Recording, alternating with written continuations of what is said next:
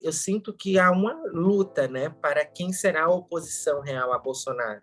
E foi exatamente nesse vácuo, na última eleição, na de 2018, que Bolsonaro emergiu, no vácuo entre essa terceira via que seria necessária naquele momento.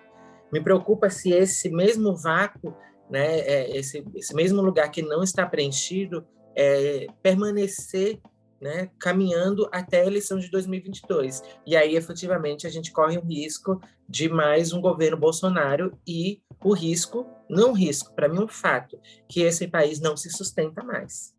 Né? Mais 4 anos, mais um período de um governo como o Bolsonaro, esse país não se sustenta. E aí eu falo em termos de barbárie mesmo.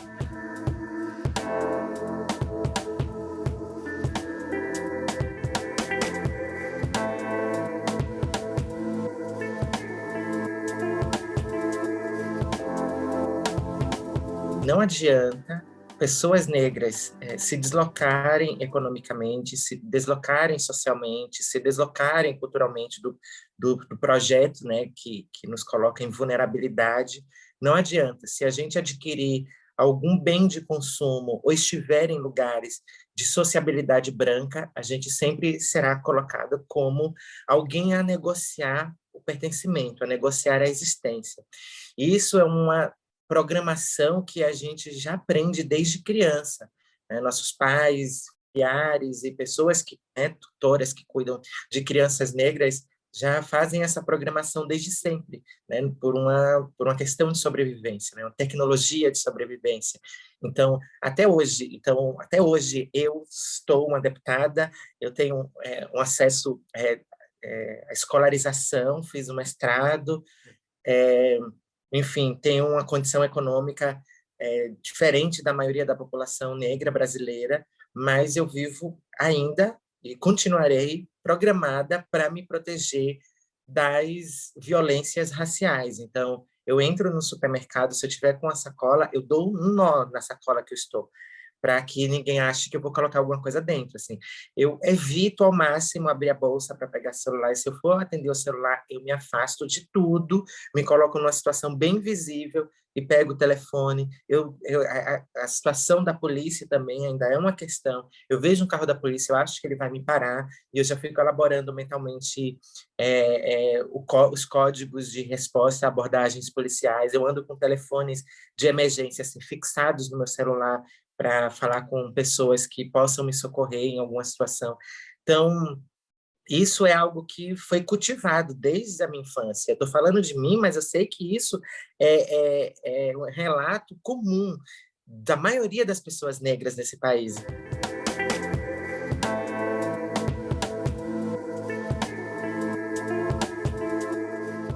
Então, eu fiz essa postagem, você precisa ver os comentários que tem ali. Assim, gente, nossas vidas são iguais, porque o racismo ele é o mesmo. Não adianta você estar no norte, no sul, né? Ele atravessa a geografia, ele atravessa as barreiras de classe, porque mesmo pessoas pretas de classe média, elas também estão fadadas a negociar o pertencimento. Então, assim, se a filha de Thaís Araújo, Lázaro Ramos, de Beyoncé, de Bruno Gagliasso, Ana Paula Schugart, quem quer que seja, estiver circulando num espaço que é determinado pela branquitude, essas crianças, esses adolescentes, eles não têm na testa deles um crachá, filho de X e de Y e de Z. Então, eles vão ser submetidos à mesma violência racial, porque a questão de raça ela é um fundamento, ela não é um recorte dentro do conjunto de negociações, né, no processo de sociabilidade. Né? Esse país foi fundado a partir das distinções de raça, no qual uma arcou com o ônus da precarização, que é a população preta e indígena, e a outra arcou com o bônus dos privilégios, que é a população branca. Então, é muito importante que esse caso do Matheus se torna um expoente porque foi filmado, mas, como diria Chico Buarque, a dor da gente não sai no jornal. A gente vive isso constantemente. Negociar o pertencimento e procurar estratégias de sobrevivência e permanência nos espaços, né, em qualquer espaço de sociabilidade, é uma regra, né, de uma programação, né, que está incorporada nas pessoas negras.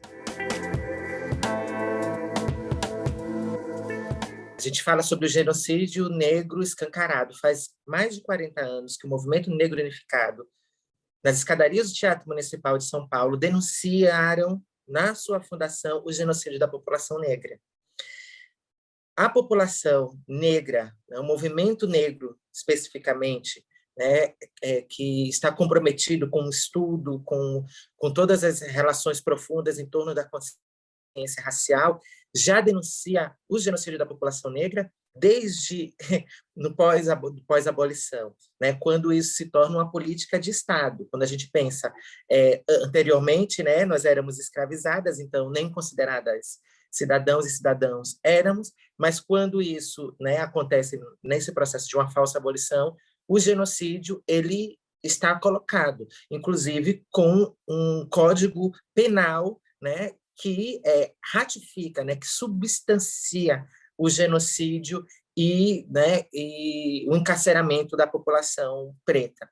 Então, é muito importante a gente olhar para isso, para a gente conseguir chegar nesse agora. Então, assim, esse projeto ele sempre esteve em curso, e a gente não pode deixar de negar, não pode esquecer do regime militar nesse processo, como foi que ele atuou de forma também muito violenta, né, em relação a toda a sociedade, mas muito se visualiza dos movimentos de esquerda universitários que sofriam repressão e se esquece das favelas e as periferias que estavam, sim, sofrendo retaliações pesadíssimas da ditadura militar, né? Não à toa o cemitério, a vala comum de pessoas fica em Perus, né, que é uma periferia daqui de São Paulo. Então, olhar para isso, e eu estou fazendo alguns recortes, dando uns saltos, tá? Mas a gente pode colocar também nesse registro histórico a instalação das UPPs no Rio de Janeiro, como bem evidencia o livro da vereadora morta a tiros, Marielle Franco.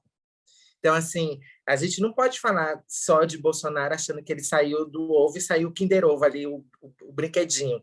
A gente tem um processo de intensificação e sofisticação das práticas de violência para o encarceramento em massa e para o genocídio da população negra. Né? O que se caracterizava na lei da vadiagem, hoje se caracteriza com essa desconfiança absurda dos corpos negros circulando em espaço de sociabilidade saudável.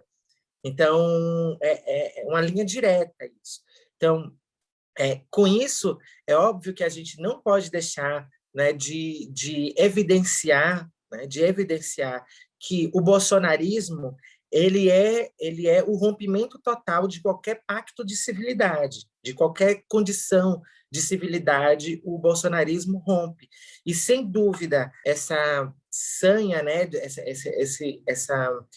não é, a palavra não é aproximação, mas essa relação obtusa, né, nebulosa entre o poder político institucional e o militarismo é extremamente perigosa e é extremamente danosa, né?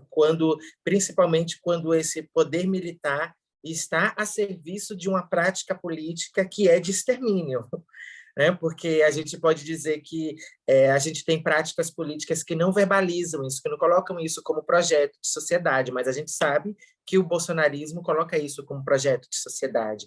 Assim como o Witzel atira na cabecinha, assim como Alckmin, bandido bom é bandido morto, assim como João Dória, assim como o Bolsonaro, que também tem relações muito perniciosas com as humanidades. Aliás, não tem nenhum tipo de relação, né? Completamente avessa às humanidades.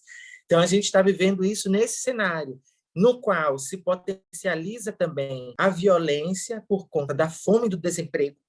Então, assim, a gente tem um coquetel aí perfeito para a eclosão de todas as violências e, consequentemente, da repressão do Estado em relação ao que é violência efetivamente e a suspeição do que o Estado acha que é violência. Então, a gente está vivendo isso, né? E é um momento muito dramático da história do Brasil, no pós-democracia, né? ditadura militar, é um momento muito dramático, é um retrocesso, sem dúvida alguma, toda essa política armamentista, né, que também está relacionada a uma política, a um modelo de segurança pública que visa facilitar o acesso às armas, de armar a população, né, a sanha punitivista também, né, dizendo que está protegendo o cidadão do bem ao armá-lo. Então, isso autoriza assim, as pessoas a agirem de forma mais punitivista, de forma mais que contraria mais a lei, né, que burla as leis, que praticam crimes, na verdade, né, quando se burla a lei. Então, a gente tem esse somatório aí de coisas e, obviamente, potencializado por um governo e por um líder político que é completamente, né, avesso a qualquer condição de civilidade. É difícil adjetivar isso, porque não é só na questão da segurança pública, né? A gente tem a questão da segurança pública, essa aproximação com o militarismo, projetos no Congresso que estão investindo na autonomia das polícias civil e militar, que é uma outra questão que é extremamente, né, preocupante. Então, você tem essa questão da segurança pública, mas, ao mesmo tempo, a gente tem aí todos os outros setores, né, da sociedade, todos os outros setores precarizados, né, que também estão, né, potencializando violências e agindo de forma, né, excludente, enfim, precarizando. Então, assim, é um conjunto de coisas. A política de segurança pública é parte disso tudo, é uma parte, mas a fome, por exemplo, não liberar auxílio emergencial adequado às necessidades da população brasileira é uma forma de extermínio também, né? O crescimento da fome é uma forma de extermínio, está relacionado ao genocídio. O genocídio não é só bala, o genocídio é vulnerabilidade, precarização, né? Desemprego, passar fome, não ter um acesso à saúde de forma, né, decente, da forma que é necessária. Então, a gente pegar como o presidente lidou com o Covid, né, no decorrer da pandemia, é uma forma de genocídio também, e a gente olha os números, a gente sabe muito bem que quem foi mais atingida com a questão da vulnerabilidade e da própria mortalidade em relação ao Covid é a população preta, pobre, periférica, que inclusive é a que está sendo menos vacinada. Então, não dá para olhar o genocídio só como uma pauta da segurança pública, até porque a segurança pública precisa ser pensada de forma multidisciplinar, né? Interseccional. Então, diz respeito a esse todo. Fui eleita em 2018, exatamente quando o Bolsonaro se elege. É extremamente simbólica, assim, a eleição da primeira deputada transexual no Brasil, né, dentro de um cenário bolsonarista. Eu vejo que há uma mudança acontecendo, né? As eleições de 2020 colocaram inúmeras parlamentares, trans e a população, tanto LGBTs quanto pessoas pretas, nas câmaras municipais. Eu vejo isso com essa pauta, né? Trazendo essa pauta de forma afirmativa, eu vejo isso como um sopro de esperança e sinais positivos, né, para caminhar 2022. Ao mesmo tempo, Zé, eu fico extremamente preocupada do tanto do esforço que a oposição está fazendo, e não só a oposição, inclusive a grande mídia, a oposição e diversos setores da sociedade que não são esquerdistas, o esforço que estão fazendo para derreter o Bolsonaro, e ele não derrete da forma que deveria. Me preocupa muito ver que ele tem este número de aprovação, me preocupa saber que ele ainda está em pé de disputa com nomes como do próprio ex-presidente Lula, que, enfim, né, não há comparação em termos de, né, de liderança política, de gestão pública, não há comparação, a gente sabe muito bem que é uma distância abissal entre esses dois políticos, e mesmo entre outros, eu me preocupo muito de ver que ainda há uma dúvida e essa dúvida não está perceptível, né? Não está perceptível nas análises. A gente não está conseguindo capturar e perceber onde é que está essa dúvida que ainda apoia Bolsonaro. A gente sabe que tem um núcleo que é bolsonarista ali, raiz, que é a face da população brasileira que nós não nos deparávamos de forma tão explícita, que são racistas, sim, que são gordofóbicos, LGBTfóbicos, que são absolutamente, né, incompatíveis com qualquer parâmetro de democracia. A gente sabe que tem esse grupo de pessoas, mas eu não consigo compreender como isso se expande a mais, a ponto dele ser ainda um quadro em disputa. Então, me preocupa esse momento, né? Me preocupa o caminhar disso, me preocupa as concessões que devem e podem ser feitas, aí eu falo no campo das oposições, porque eu sinto que há uma luta, né, para quem será a oposição real a Bolsonaro. E foi exatamente nesse vácuo, na última eleição, na de 2018, que Bolsonaro emergiu, no vácuo entre essa terceira via que seria necessária naquele momento. Me preocupa se esse mesmo vácuo, né, esse mesmo lugar que não está preenchido, permanecer, né, caminhando até a eleição de 2022. E aí, efetivamente, a gente corre um risco de mais um governo Bolsonaro e o risco, não risco, para mim um fato, que esse país não se sustenta mais. Né? Mais 4 anos, mais um período de um governo como o Bolsonaro, esse país não se sustenta.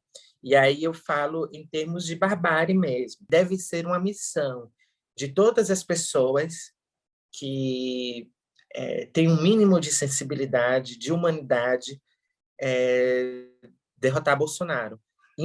Quase que independente de quem esteja em disputa. Eu estou falando isso não na minha posição, eu tenho muito bem estabelecido minha escolha, né, minha posição, meu lugar, né, e está, obviamente, no campo da esquerda. Mas se isso caminhar para um outro lado, muito melhor, muito, né, mais producente do que Bolsonaro novamente no poder. O que a gente tem que batalhar mesmo é por algum nível de união para que a derrocada do bolsonarismo possa acontecer. É óbvio que eu acredito nisso no campo da esquerda, mas caso não aconteça dessa forma pretendida, que seja razoável. Essa política de guerra às drogas, ela é tão incoerente, ela é tão vendada, que ela não enxerga que a cannabis, por exemplo, pode ter uso medicinal para para doenças raras e ajuda, enfim, diversas famílias a fazer, né, a dar continuidade ao tratamento, ou iniciar tratamentos de doenças raríssimas, enfim. Então, a obsessão é tão grande em torno da criminalização que não se pensa o porquê de ser criminalizada, não se pensa, por exemplo, o caso do Uruguai, por exemplo, como é que essa sociedade, né, como é que esse país se dinamizou, se organizou para se relacionar de forma propositiva em relação a uma substância, porque a gente se usa o nome droga, mas a gente pode dizer substância, porque droga tem na farmácia também. Entender que a criminalização é só uma questão de interesse político, né? Porque assim como há drogas e substâncias liberadas, como álcool, cigarro, etc., há outras que foram escolhidas para ilicitude, para ser criminalizadas. E isso traz uma sérias consequências para a sociedade, porque você cria um comércio paralelo, informal, que alimenta inúmeras outras ilicitudes. Então, nesse sentido que pensar, pelo menos desvelar a dimensão do uso científico, né, do uso para fins de medicamento da cannabis é um caminho importante para refletir sobre o uso de substâncias, né, enfim, não numa perspectiva moralista no sentido de criminalizar, enfim, né, de trazer todo esse conjunto de relações que só faz mal à periferia, que só faz mal às pessoas pobres e pretas, mas numa perspectiva de trazer um lugar possível no qual, se essa substância faz parte, então que ela seja regulamentada, então que ela seja colocada, né, seja colocada nos devidos parâmetros de uso, né, de riscos, enfim, como qualquer substância que é vendida em qualquer drogaria, em cada esquina.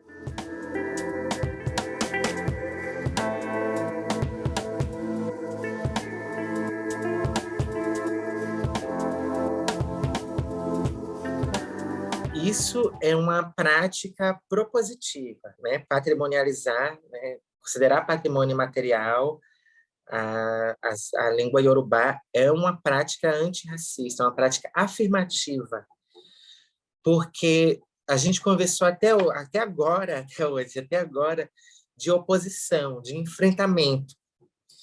E não é só disso, não deveria ser disso que deveria se pautar a atuação de uma parlamentar, de qualquer pessoa que está no campo da política. A gente precisa de práticas propositivas e afirmativas. E a questão da patrimonialização dessas línguas africanas diz respeito ao rompimento do racismo, diz respeito à visibilidade da contribuição do povo africano à cultura brasileira, à cultura religiosa brasileira, diz respeito à preservação, né, dos valores civilizatórios que, enfim, foram construídos lá e que foram transferidos para cá. Então, um projeto como esse visa visa romper, né? Visa buscar formas de romper os estigmas do racismo, trazendo visibilidade e naturalizando a presença de pessoas africanas, de origens africanas e afro-brasileiras, naturalizando isso num contexto sociocultural comum a todas as pessoas. Então, quando o Estado decide salvaguardar isso, né, quando as instituições ligadas ao patrimônio público salvaguarda isso, ela legitima e ela ajuda no combate ao racismo, à xenofobia e essas práticas de exclusão que estão perpetradas no histórico da sociedade brasileira e, enfim, nos territórios colonizados.